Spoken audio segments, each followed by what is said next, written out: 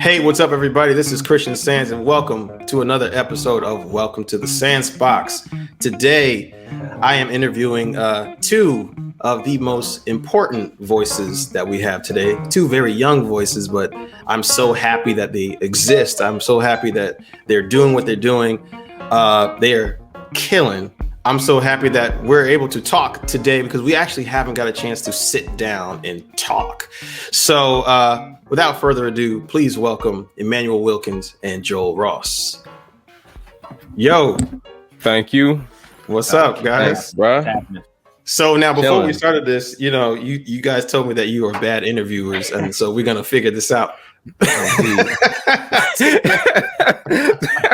not bad in a way of us being shy or anything. More or less, just us, saying some things that probably don't need to be on the air. When you put us together, that's what editing is for. So we'll be all right. We'll be all right.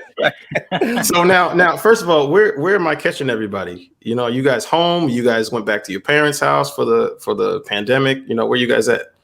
I'm in Philly with my parents. Okay. And I'm in Brooklyn. My bad. Go ahead. Okay. No. Yeah.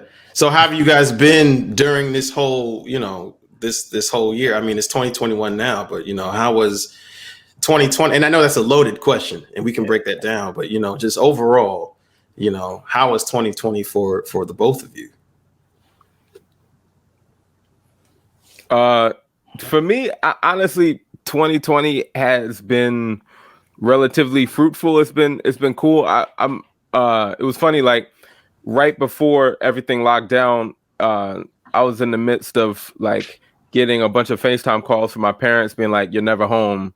You know what I mean? So it's like, all right, well, you got what you asked for now. So it's been cool. I've been able to hang with the family, and that's been great. And just kind of have time to like research and regather myself, and check out a bunch of stuff and gather. Absolutely. What about you, Joel? I've been in Brooklyn the past year, and kind of the same. It's been cool. I could complain, but anybody could complain, but I feel like it's been cool, and I've just been trying to make the most of the time. Been writing a lot. Been fortunate enough to still perform a bit, and I started booking this club in Brooklyn called Seeds. So being able to play there and sharing the love to other cats, just trying to keep folks working, and went back to school, getting my degree, just like trying to use the most of all the time that we have since right. Going nowhere, Absolutely. So now, how has it affected your creative process? I mean, I get that question asked all the time, but now, us musicians, we can actually really get into it in a way where, normally we probably can't in detail. So, I'll start with you, Joel. Like, how has it been just creatively? Has it been stifling? Has it been challenging? Have you been like, I'm inspired by like all of this, It's interesting. I feel like there have been different facets.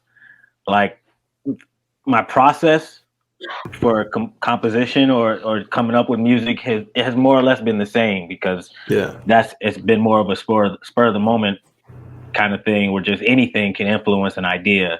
And then, it ends up being going home, singing into the phone, or going home and working out the idea or whatever, writing it down on some paper whenever I can get the chance to, and then still just workshopping it when I have the time. If anything, there's more time to sit at home with an idea now. Yeah.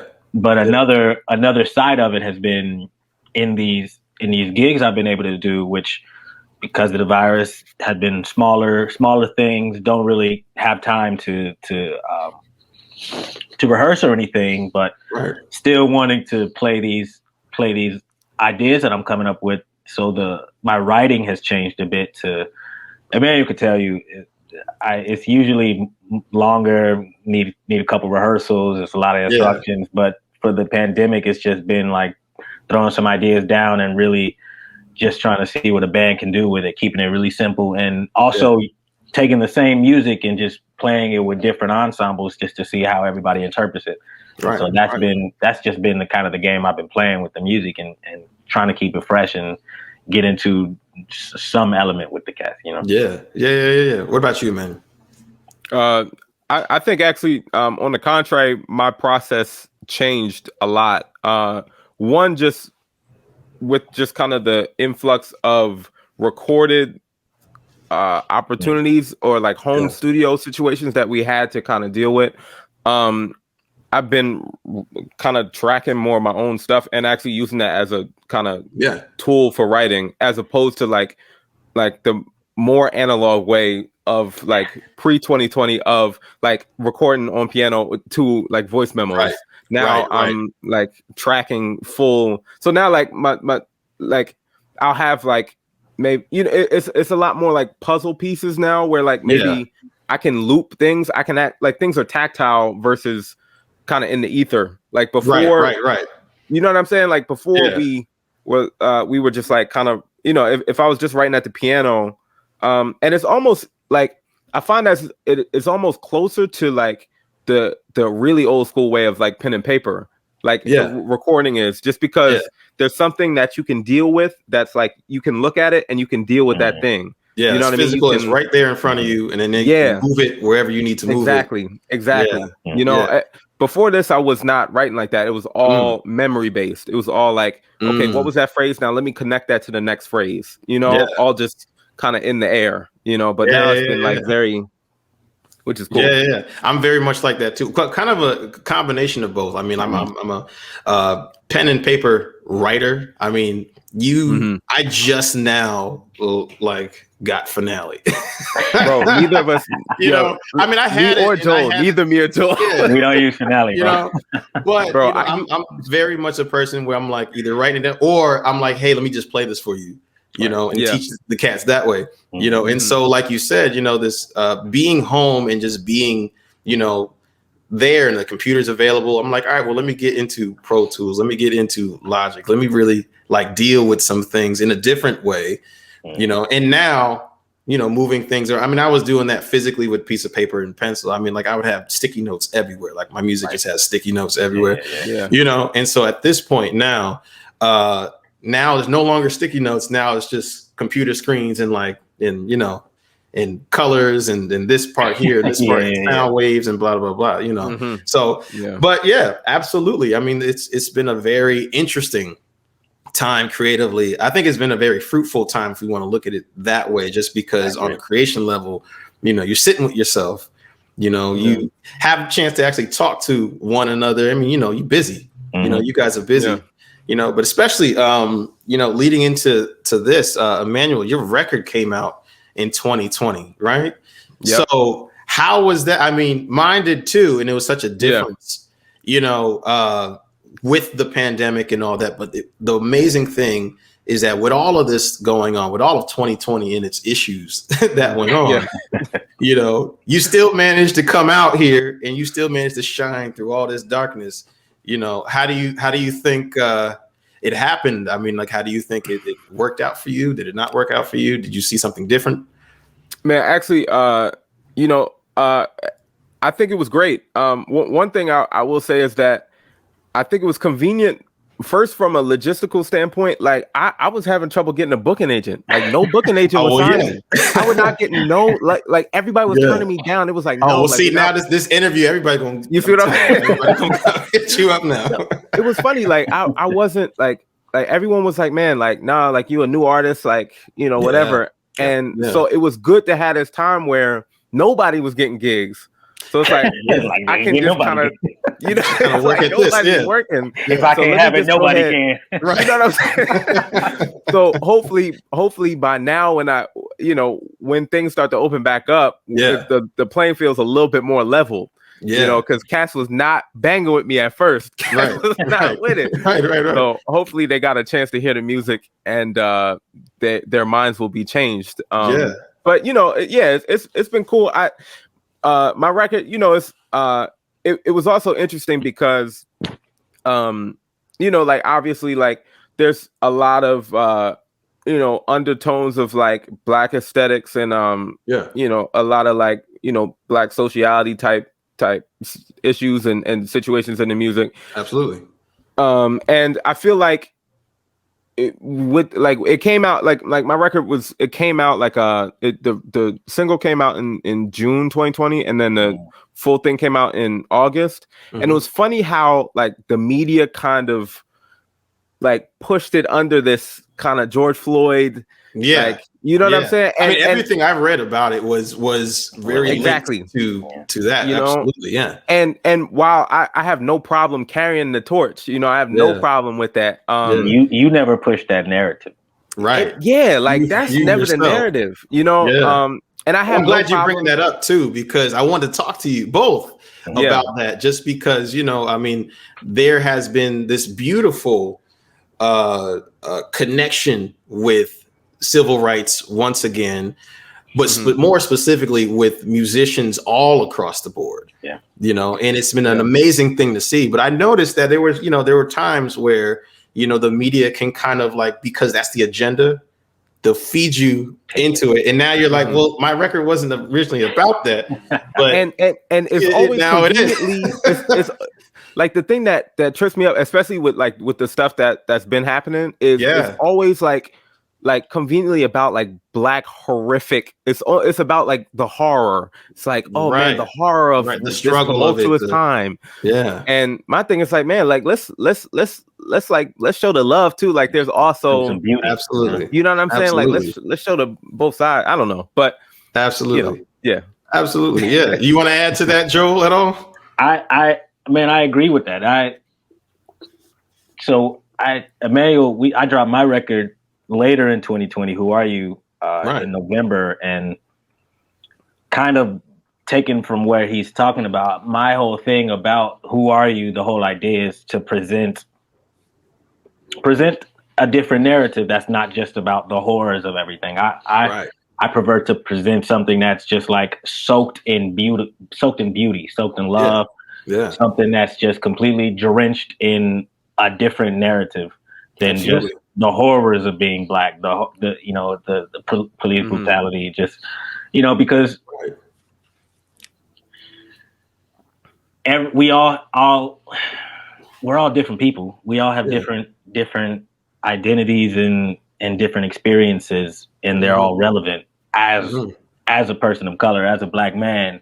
And I just want to present another facet, just even everything that goes into the way that I dress when I perform, the casualness that I like to have. It's all a decision to present a narrative that defeats stereotypes that somebody might think looking at a brother like me and Emmanuel with locks or whatever, just something like that, just to present a different narrative that isn't, I don't want to be performative or contrived, but just to be like, absolutely. I was in a class this morning and we were talking about Duke Ellington and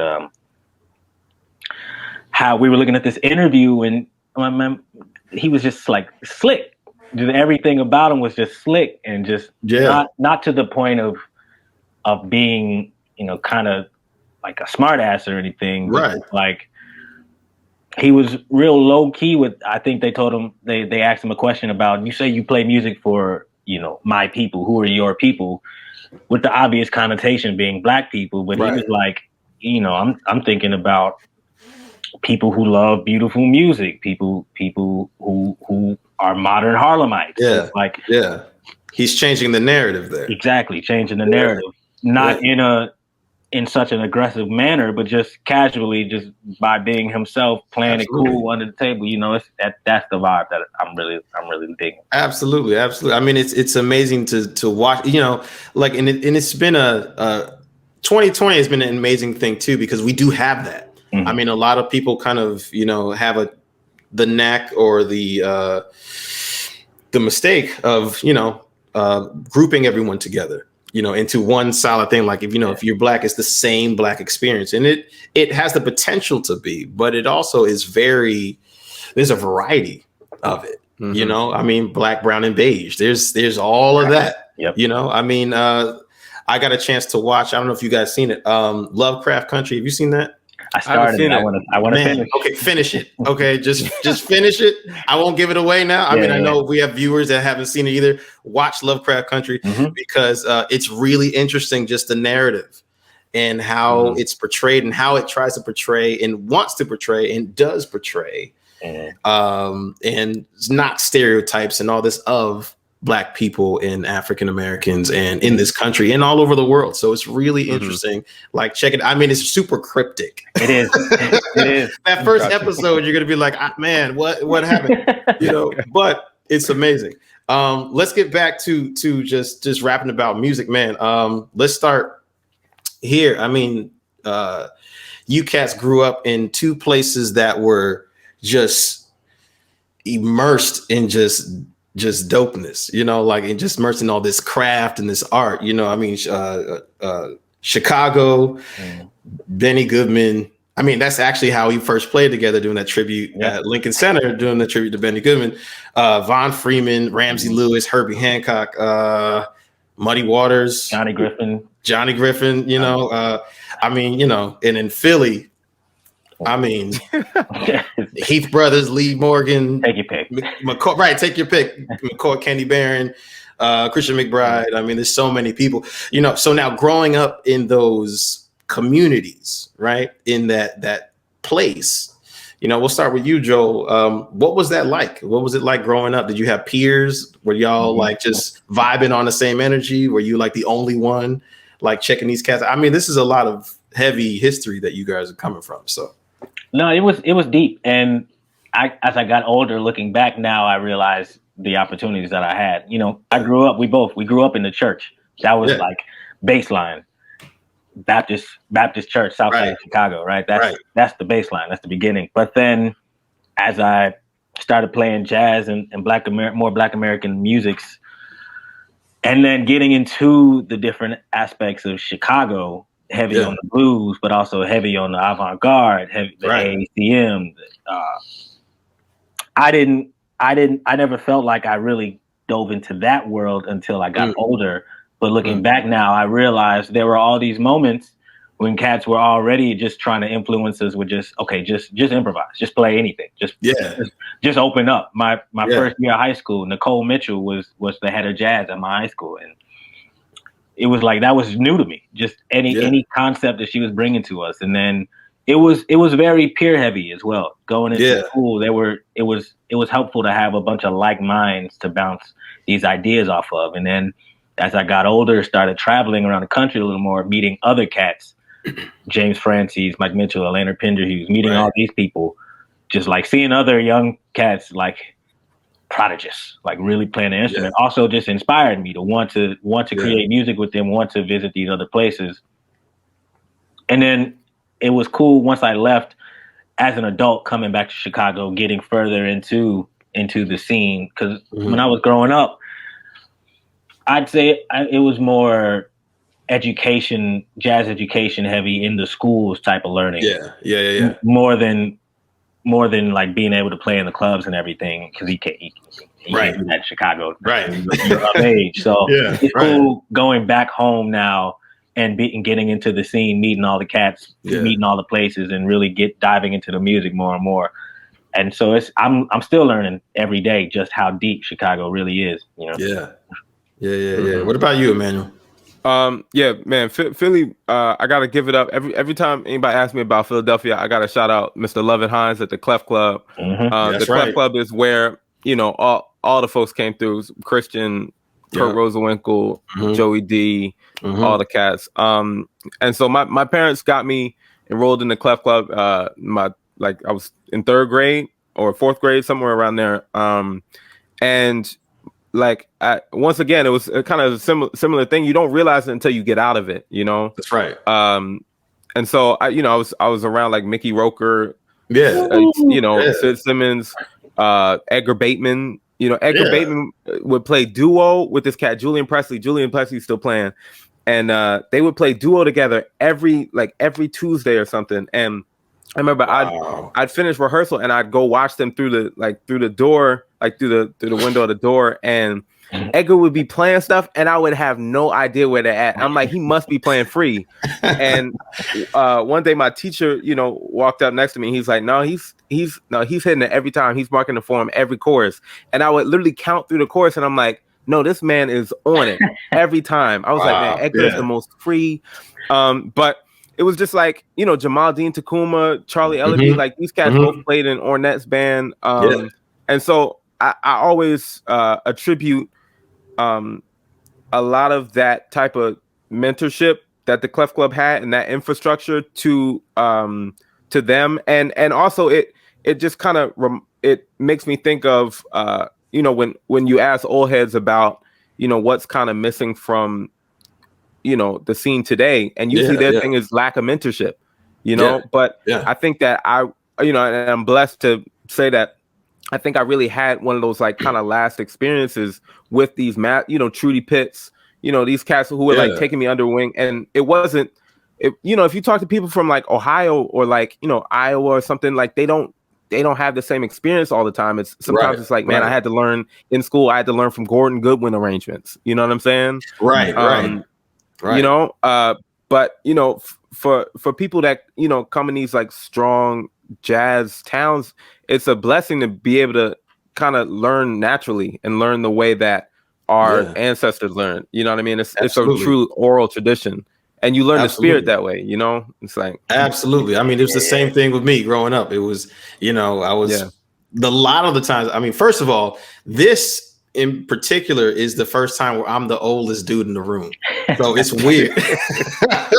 So this doesn't happen that much for me. You know, this is the one. I realize the older that I get, I'm just like, oh man, you know, cats getting younger, you know, but I was that cat, you know, because I was the one who was always like, and by like generations too.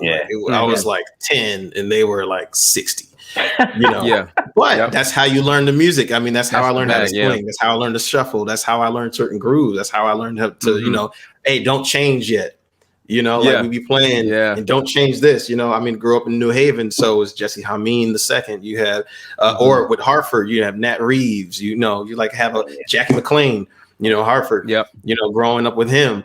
You know, so it's very much that same idea where, you know, you're learning from these musicians in the element of creation, you know, and doing it on the spot and doing it and seeing it and hearing it and be like, okay, this is this, or this is this, or, okay, I like how that person did that. Or like, I think I have a different idea that I can add to it, you know, and you get that from, you know, more than just sitting at home and just, you know, I learned these arrangements from such and such and such and such and such, what you learn too. But, you know, when you feel the horn or when you feel, you know, the vibrations or the vibes or the piano, like when you feel it, it's such a different experience. So I'm glad you said that. And I'm actually glad that you went to mentorship because I want to talk to about that.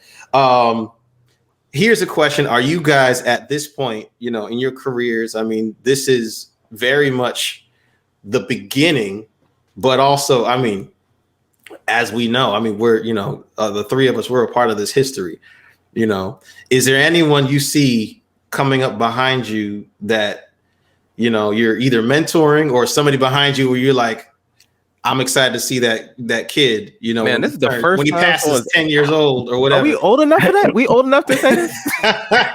I'm saying, because like when I was, you know, when I was 20, like 20, 21, 22, I remember listening to Julius Rodriguez, and I was like, okay, I'll keep an eye. And he was playing every instrument at the time too, so he was like, you know, piano. I heard him. I was like, all right. The next time I heard him, he's playing bass, and I was like, well, which one is he gonna pick?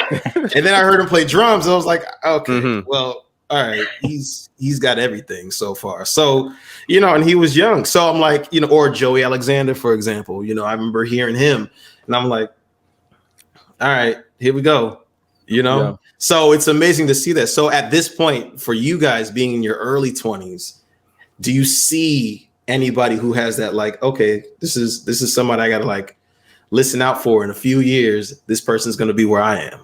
I mean, I feel like, especially with the advent of social media now, the young prodigy is not as much a rarity anymore. Yeah, I mean, absolutely. Talking about what my cat, the young dude, Aaron. Aaron. Absolutely. Domi, JD Beck. I mean, and then there are some cats. I know I'm in school with this young cat, Michael Gilbert from California. That's bad. I'm waiting for him to get to New York. Just keeping an eye out for young cats. But it's like it's not so rare anymore. I mean, because the information is just so readily available. Absolutely. It's just now about who's been in it, who's been in the shed, who's been studying, who's been looking it up, who's been reaching out. Absolutely. Absolutely. Yeah, I could shout out a couple folks. One, this alto player, Veronica Leahy, she's killing, and she's actually like, she's very much so steeped in the classical situation, and that's how I actually really got hip to her through social media.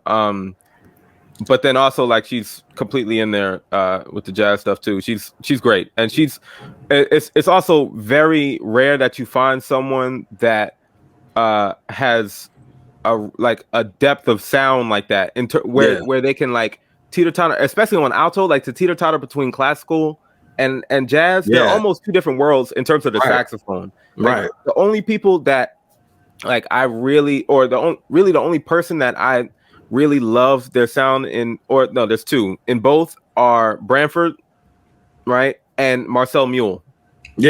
And Veronica I'd put her in the conversation as one of those that I'm really a fan of. I think she's a sophomore at Harvard now, or maybe a junior, I don't know.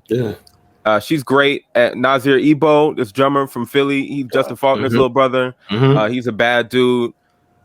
People need to get hip. Let me think. There's this cat who's significantly older than me, but he hasn't received enough flowers yet, and I will keep screaming his name. Ruben Fox on the tenor saxophone. Come on, Ruben now. Fox is one of the most special. Like, man, and it's like it's crazy because like, okay, so we man, there was a stint where we were playing together a lot, and then he started at Juilliard in the artist diploma program. And during this time, we were hanging out a bunch, and like I would see him at like Ambrose concert. First of all, let me preface this by saying that he is the biggest Don Bias fan there is. Right, that's all he checks out is Don Bias, right? And so like, you know, like all of a sudden we would be playing together. I hear him on these like Miles Second Quintet songs, like at school, or like these like monk tunes, and I'd be like, this cat is like, he sounds like a you know, a combination of Don Bias meets like Ambrose meets Charlie Rouse, and it's like, what is this? That's new to me. That's new. That's the new thing. I'll pay for that. Like that's the new joint. You know, like forget all this. Like, you know, like people like checking out somebody, you know, 10 years older, you know, and then just building off of that. That's not new. Like let me like the gems are in the back. Like let's go to the 30s and 40s, and then fuse that with like some 60s stuff and then some like 2020 stuff. You know, Ruben Fox is the man. That's my man. Oh man, I'm glad you said that, man. That's beautiful.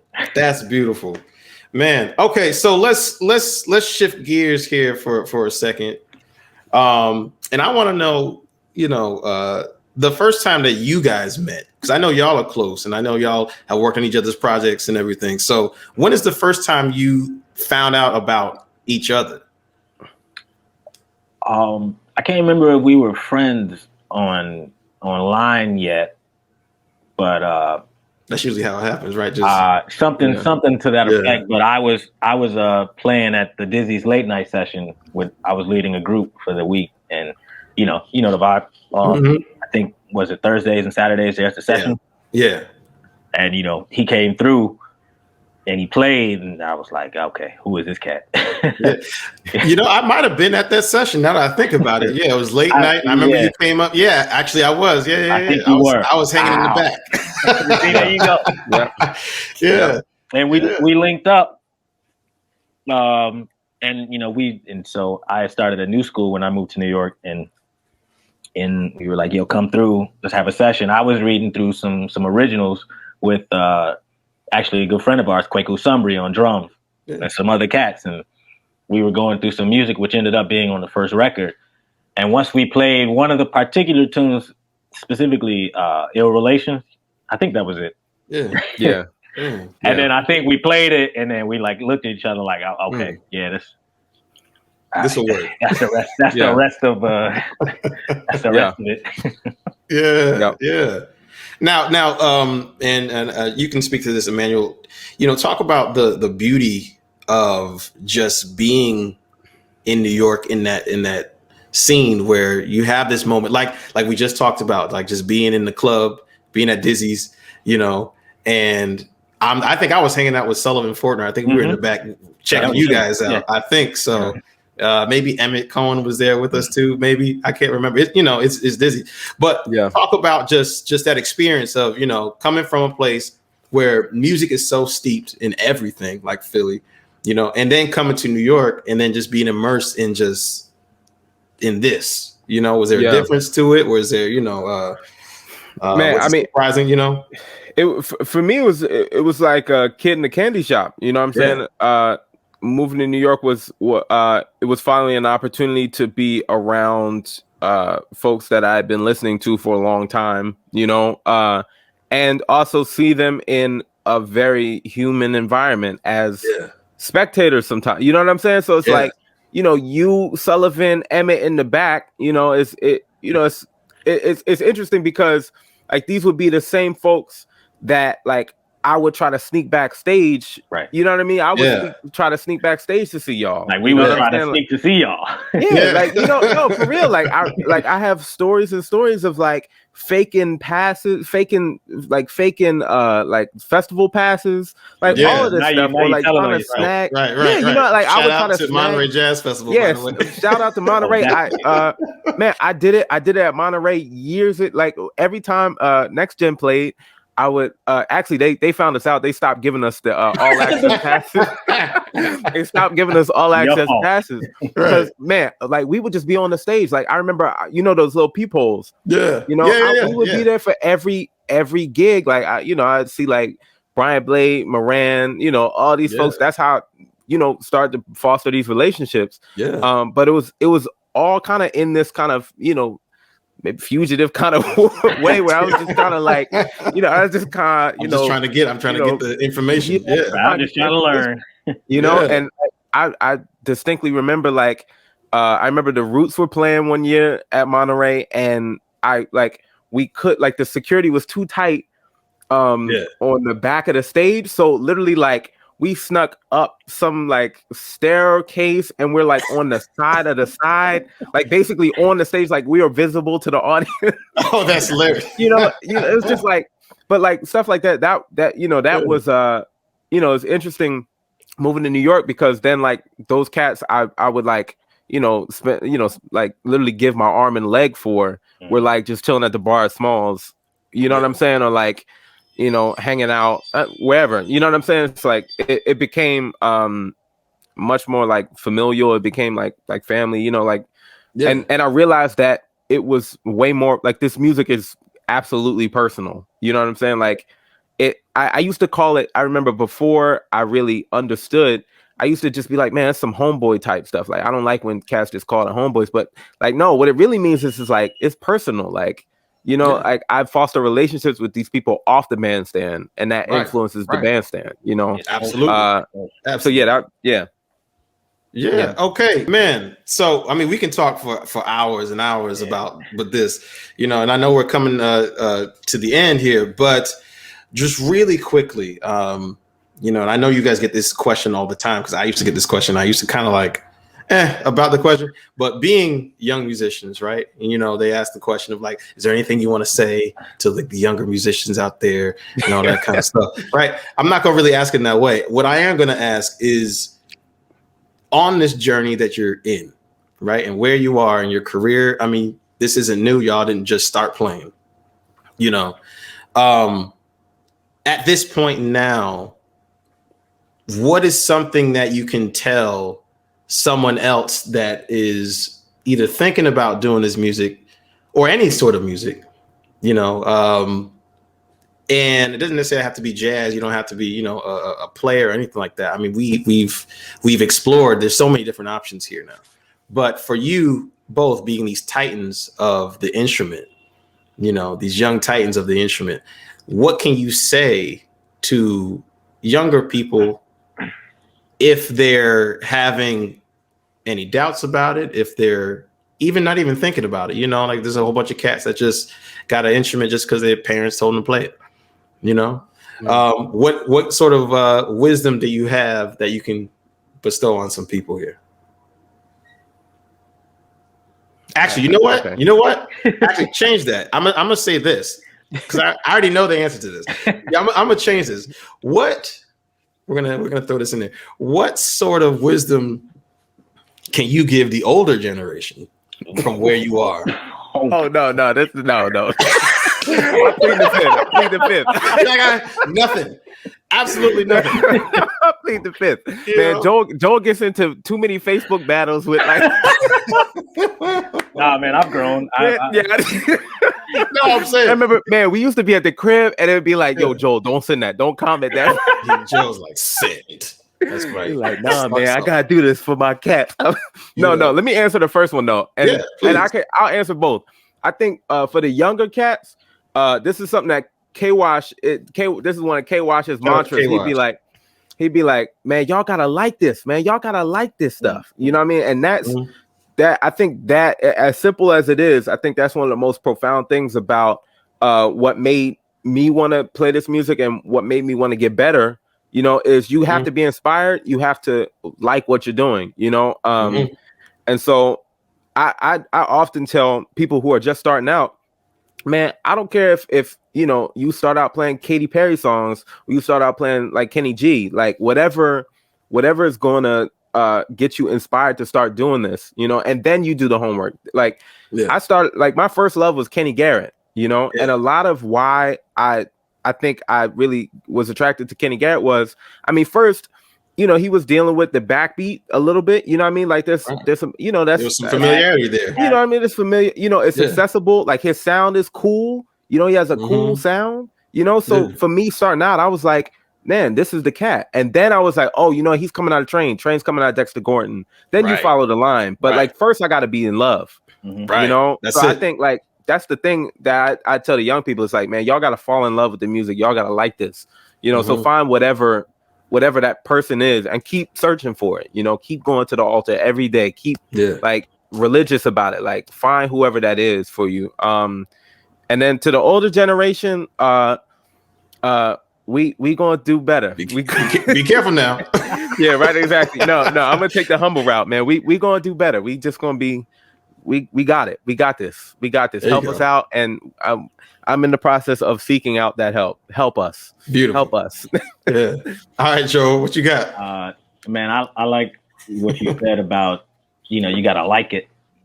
Right now I'm reading Val Wilmer's As Serious as It Gets. Yeah. As Serious as Your Life, and I was just reading the Sunrise section, and he was saying like, you know, he loved the music beyond just liking it, but to the point where in Chicago he saw every band that he could. He was invested in the music, and I mean, I'm talking to musicians, but this really applies to anything you do in your life is maintaining once you find something that you're interested in, maintaining discipline. Yeah, absolutely. Maintaining a discipline to practice it and work at it, and then just like he said, you find your reason, and then you go back, and then you learn about it, and you study it, and you learn the fundamentals or whatever. We joke about it, but it's real, and it's for a reason. And then, man, I don't even want to separate younger from older. Yeah. What I'd say is that it still applies as you're older. Remain open to learning. Absolutely. And that means learning from people who may know less than you, less in the sense of you've lived more life. Yeah. But there's always something to learn from somebody else. Remaining open, and still, help. Help the youth. You know. Beautiful, man. Well, thank you guys so much for hanging with me today. You know, we got more to talk about, but we'll do that, behind closed doors and stuff. We'll get into some other things. We need a couple volumes of this. That's right. This is the first one, man. We definitely got to do this again. But thank you both for hanging, and stay well, be safe. Likewise, man. Thank you, and we're gonna be playing soon. So definitely. We're getting ready. Yep. All right, man. Take care, y'all.